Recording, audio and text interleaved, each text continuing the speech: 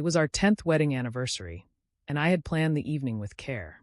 I booked us a reservation at the same upscale restaurant where I proposed to her a decade ago. The place had changed a little, but the memories were fresh, and my heart was full of love.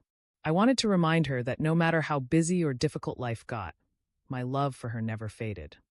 We arrived hand in hand, and she looked stunning in the midnight blue dress I had surprised her with. Her smile lit up the room, and for a while, everything felt perfect. We talked, laughed, clinked our glasses to 10 years, and even fed each other dessert like teenagers in love. Then the live band started playing. It was a mix of jazz and slow dance music, and couples started heading to the dance floor. I excused myself to go to the restroom, feeling light and content. I took my time, not rushing. I had no idea that by the time I returned, my entire world would tilt. As I walked back, I saw her. My wife was dancing. Not by herself. Not with a stranger, but with a man I didn't recognize, yet clearly someone she did. They were laughing, close, and too comfortable for my liking. His hand rested a little too low on her back. Her smile looked too genuine. I stood there frozen in disbelief. My heart began to race, and a flood of questions hit me. Who was he? How did she know him? Why was she dancing with him so intimately, especially on our anniversary?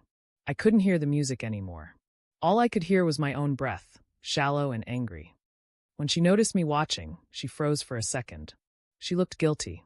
That 1 second was all it took. I turned around and walked out. I didn't speak. I didn't create a scene. I just left. She tried calling me that night, 5 times. I didn't answer. I couldn't. My pride, my pain, and my shattered trust wouldn't let me. I checked into a hotel and turned off my phone. I needed space.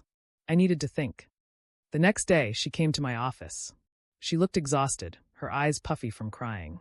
I didn't want to talk, but she insisted. Please, she begged, let me explain. I refused. I told her I saw what I needed to see and left. For the next few days, I avoided her completely. I filed for separation within the week. I told my lawyer that I believed she was being unfaithful and that trust was broken beyond repair. He asked if I had proof. I told him I didn't need any. I had seen enough. Friends and family were shocked. Some tried to mediate. My brother told me I was jumping to conclusions. My mother said I should at least talk to her once properly. But I stayed firm. To me, it felt like betrayal. 2 weeks later, she sent me a long email. I deleted it without reading.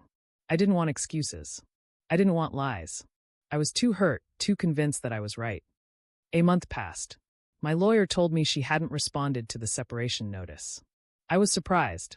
I thought she would be eager to move on. I thought maybe she was with that man now. The thought tore me apart. Then one evening, while I was eating dinner alone, her best friend, Rachel, showed up at my place. She looked angry. Without waiting for an invitation, she came in and placed a photo album on my table. You're ruining your marriage over a stupid misunderstanding, she snapped. I opened the album. It was filled with photos from the anniversary night. One picture showed the man she danced with, hugging an older gentleman. That's her cousin, Daniel, Rachel said. He flew in to surprise her. He grew up with her like a brother. I felt like the ground beneath me vanished. Rachel continued, her voice softer now. He helped plan the surprise with the restaurant staff. He danced with her because you weren't there, and she didn't want to look alone when the music started. She was trying to make the best of it while